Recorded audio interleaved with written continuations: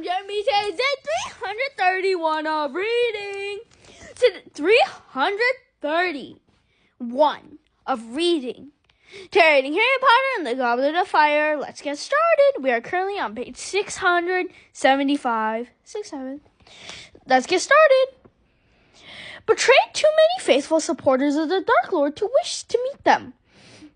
But I doubt he will get far. The Dark Lord has ways of tracking his enemies. Carcross gone? He ran away? But then he didn't put my name in the goblet?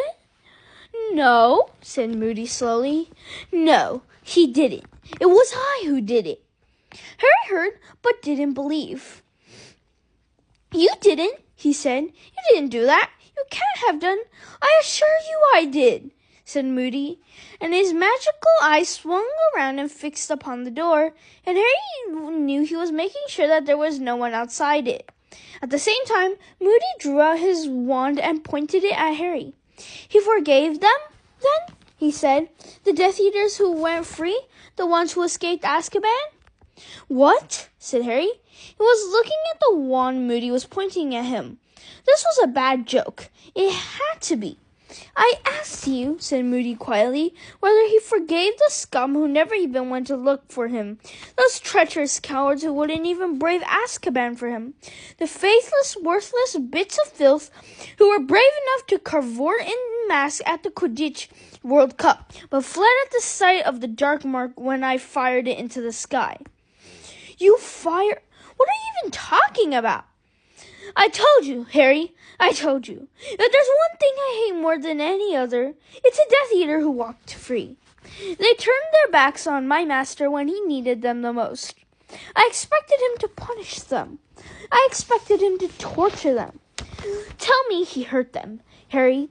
And Moody's face was suddenly lit with an insane smile. Tell me he told them that I alone remained faithful, prepared to risk everything to deliver him the one thing he wanted above all. You didn't. It can't be you. Who put your name in the Goblet of Fire under the name of a different school?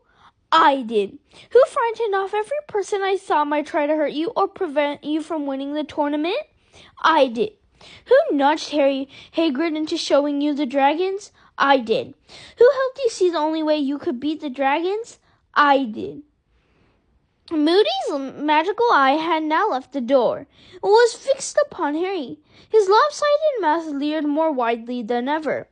It hasn't been easy, Harry, guiding you through these tasks without arousing suspicion. I had to use every ounce of cunning I possess, so that my hand would not be detectable in your success.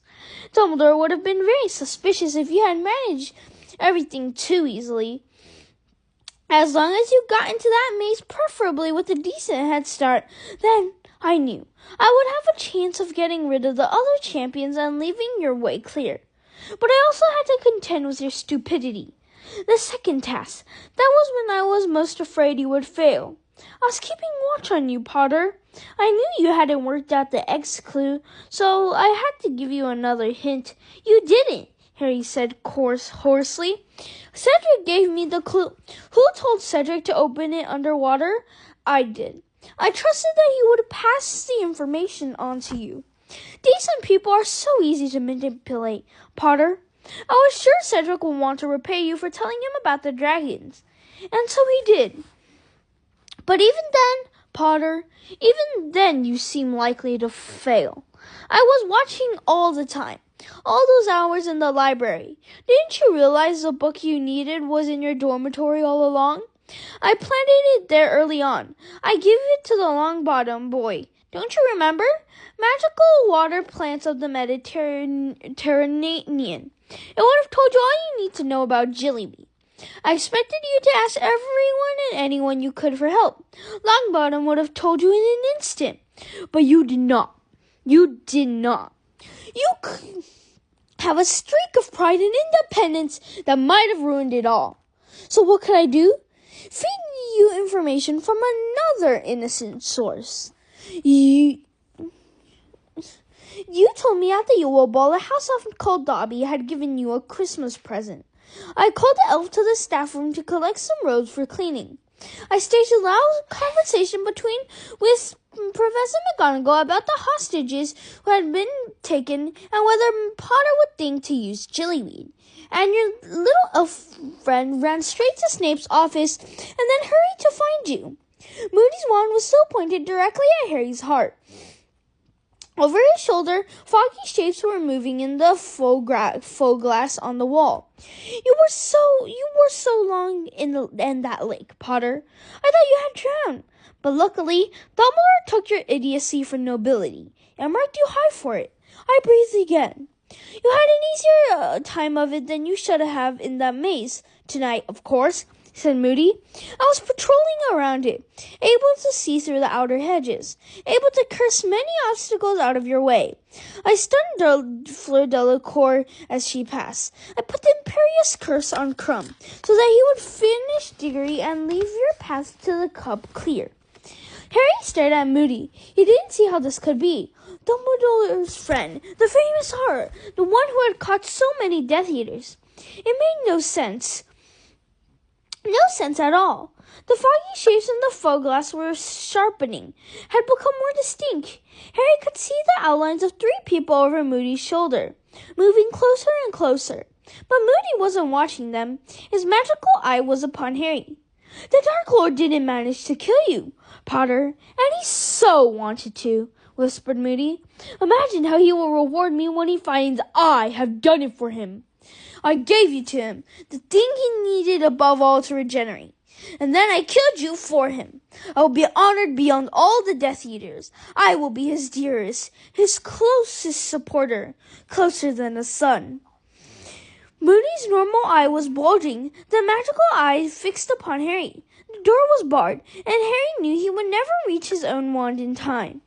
The Dark Lord and I, said Moody, and he looked completely insane now, towering over Harry, leering down at him, have much in common. Both of us, for instance, had very disappointing fathers.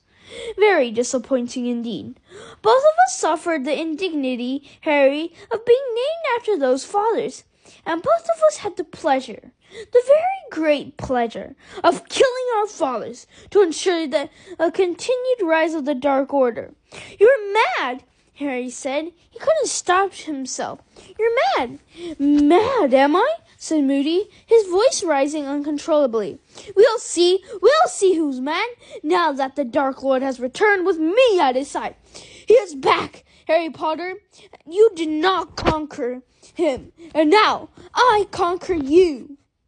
Moody raised his wand. He opened his mouth. Harry plunged his own hand into his robes.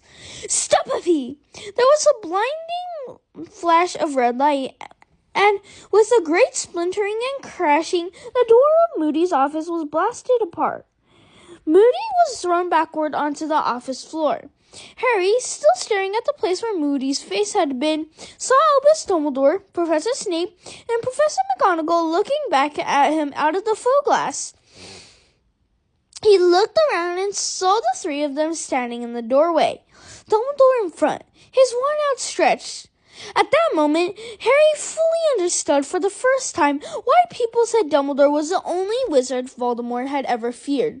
The look upon Dumbledore's face as he stared down at the unconscious form of Mad-Eye Moody was more terrible than Harry could have ever imagined. There was no benign smile upon Dumbledore's face, no twinkle in the eyes behind the spectacles. There was a cold fury in every line of the ancient face. A sense of power radiated from Dumbledore as though he were giving off burning heat. He stepped into the office, placed a foot underneath Moody's unconscious body, and kicked him over onto his back so that his face was visible. Snape followed him, looking into the faux glass where his own face was still visible, glaring into the room. Professor McGonagall went straight to Harry. Come along, Potter, she whispered, the thin line of her... Thank you, everyone. That's all for today. Bye. See you tomorrow. Tomorrow we're going to read page 680. Bookmark, close. Peace out. 6-7.